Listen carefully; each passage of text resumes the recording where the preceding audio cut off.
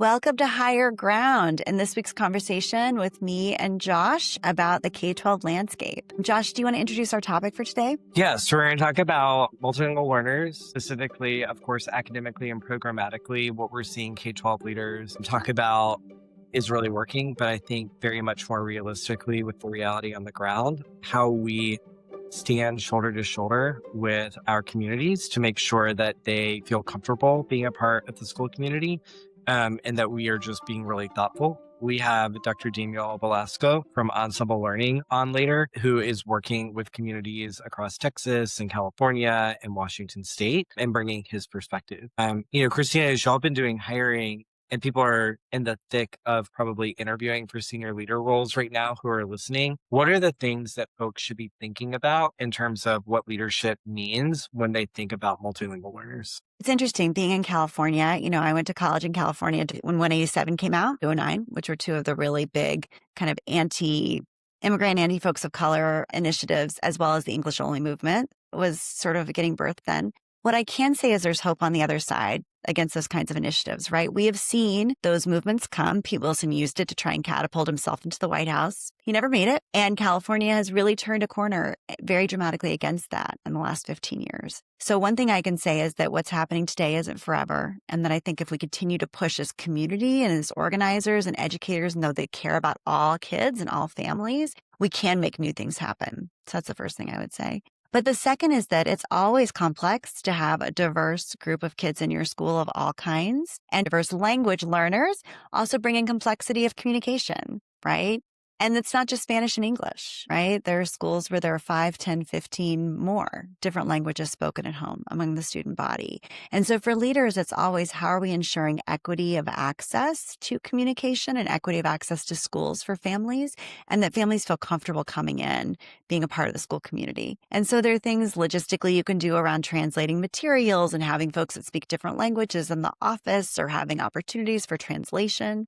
But there are also things you could do to just encourage people that it's safe to be at school. And I do know you and I have talked about this, but I'm sure you're seeing it in your community. There's also a lot of fear people have around even just showing up for school as someone that may be undocumented or may be targeted as an immigrant in this country right now. So I don't know what you're seeing there, but I'm interested to hear what you're seeing in Memphis. Yeah, I've been a chief academic officer, but I've also been a chief operating officer and a chief of staff, and my brain immediately goes to logistics. Some of the things I've thought through over the years, even before today's, I would say, really amplified climate was number one, what information are you legally required to capture for each student, as opposed to what has just been the information we've always captured? Is the home language survey something that actually has to be captured?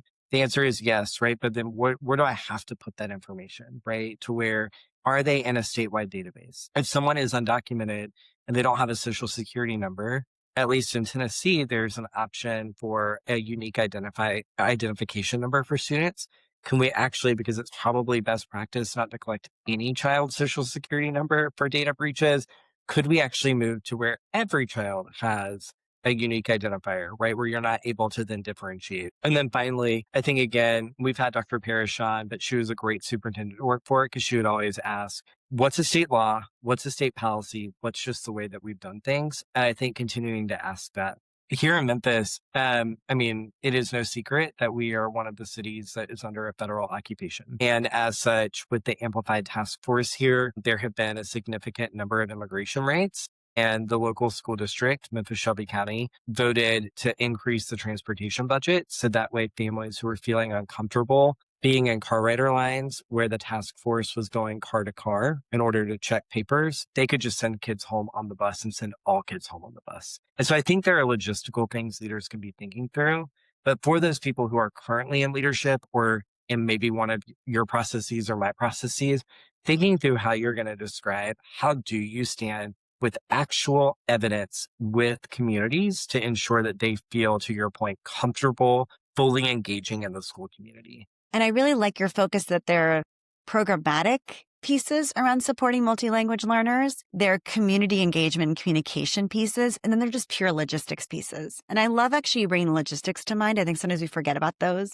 We talk about the softer sides of program and support and bringing people in. But if someone is scared to pick up their kid at school because they think they're going to potentially be deported, they're not going to even send their kid to school in the first place. And those first two things aren't relevant, right? So I love that you're bringing to mind that we need to be thinking about all of these pieces along the way. And just like all the conversations we have about diversity in all forms, everything we do that supports a particular group of kids will support all kids, right? And will support all families. Having really great, thoughtful communication that's proactive, that's translated, will also help English-speaking families because you're probably going to be more deliberate about your communication, right? And do it more in advance or do it in a more thoughtful way. So I think that I really like that illumination of how are we ensuring that all of our practices, policies, and even the small details of what we're doing align to our ultimate goals. Well, I'm excited for people to hear more from, I think, if not the nation's leading subject matter expert. He will not love that I said that because he is very humble,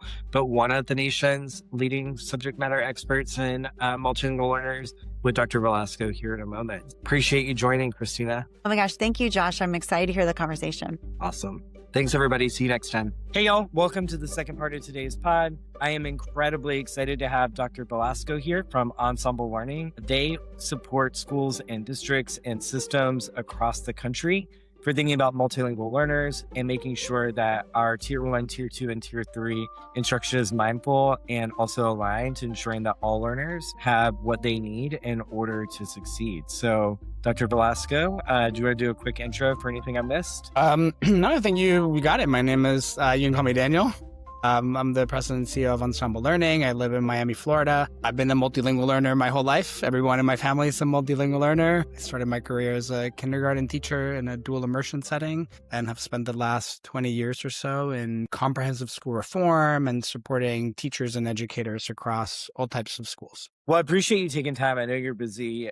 And I was talking with Kunjin from Watershed earlier this week on the 50th anniversary of IDEA. And I'm pretty open about my being autistic, my child being autistic, being a special ed dad. And while I know that multilingual learner is a different way for us to think about instruction and does not mean that it falls, within special education, it does mean that it is outside of what people think is general education.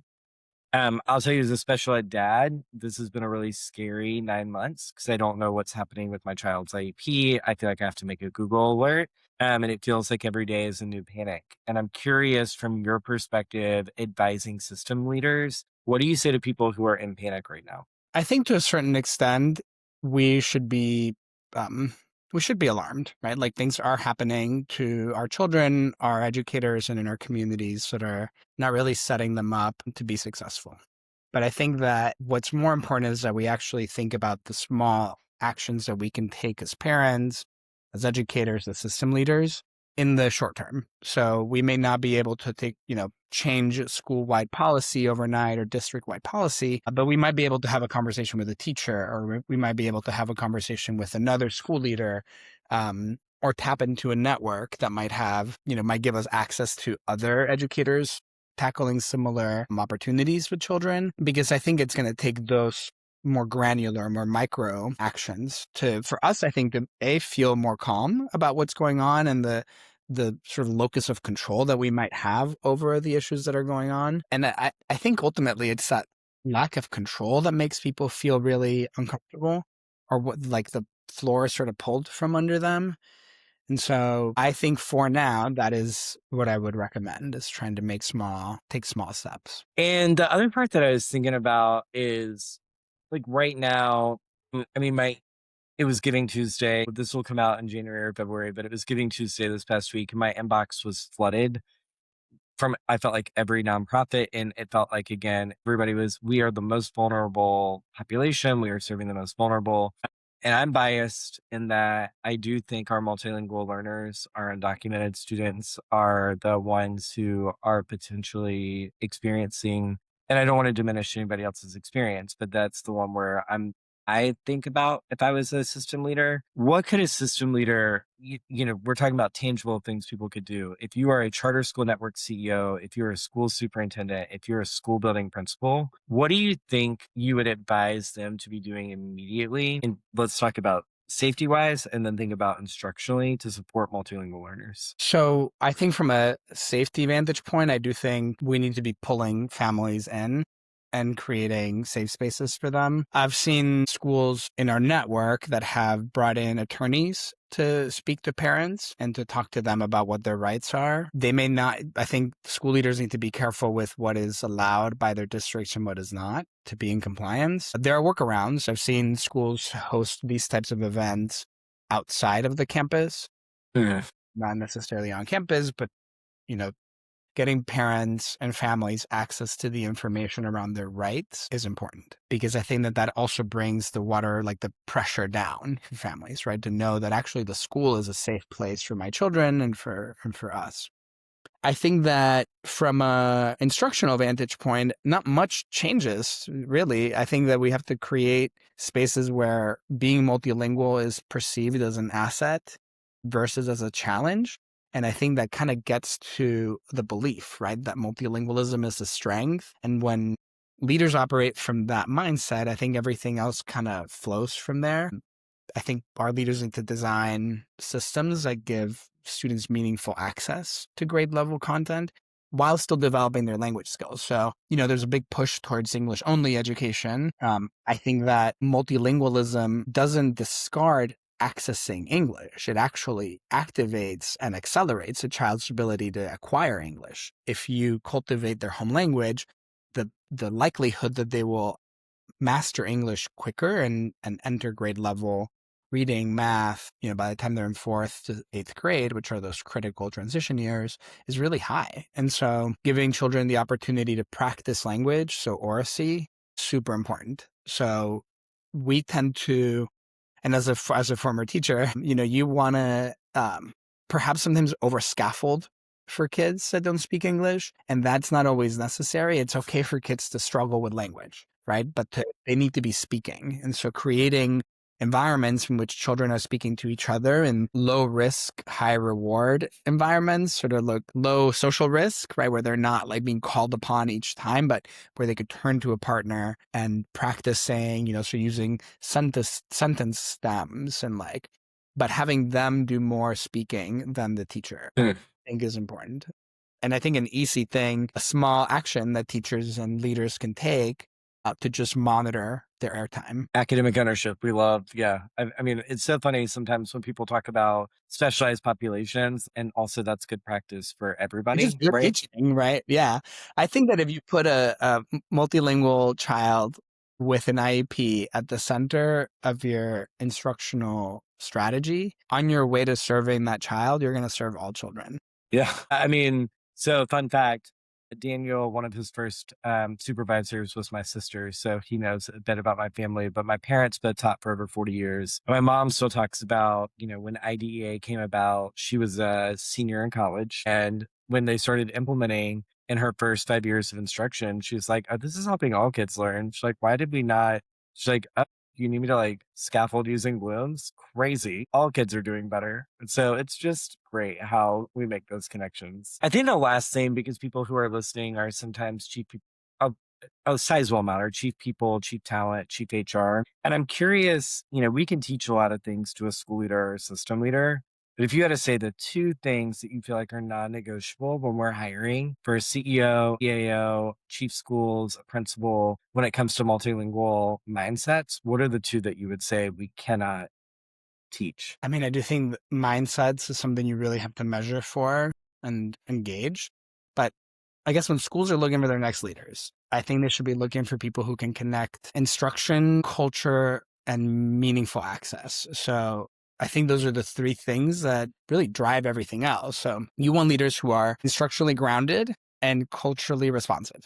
Step into a classroom and they can talk about pedagogy and rigor, and then they can turn around and build trust with families in ways that reflect the community's linguistic and cultural diversity. Even if they don't share that linguistic and cultural diversity, we can still honor and hold space for it. I think that communication is another critical skill. In my experience, I think strong leaders align vision and practice, and they make strategy feel concrete for teachers and accessible for families. I mean, using language that families can understand, not I don't mean English or Spanish or Mandarin. I mean, take out the jargon, just make it so the family knows exactly what you're talking about when you're talking about oracy, right? Like right, like I use jargon that I think people in my sector understand, but I probably wouldn't use that when I'm talking to my sister about her 7 or 9-year-old. I don't use the word oracy. I might talk about, are the kids talking at home in both languages? And I think the last thing might be around using data thoughtfully. So I think leaders have to be able to take data and use it not as a label, but sort of as a way to uncover opportunity. You have to kind of ask yourself, where are we expanding access and who still needs support or who still needs for us to create another window or another door to accessing learning? So I think it's more of like, they can't just be managing programs. They kind of have to be systems architects, right? They have to be thinking about how these systems are expanding meaningful access or creating trust, and they're building talent. Well, for everybody who is in the middle of hiring season, January, February, I think it is, to your point, like thinking through what are the intangibles that you can't teach on the job or have people learn on the job. What do they need to bring? And so I appreciate you naming them. But again, I appreciate, Daniel, you taking time today. I know you're busy. And so I'm excited for listeners to be able to listen in. We'll have Ensemble Learning's both website and how to contact you all for additional questions. And again, excited to have you on today. Sounds good. Thanks a lot, Josh. Good to be here. Right.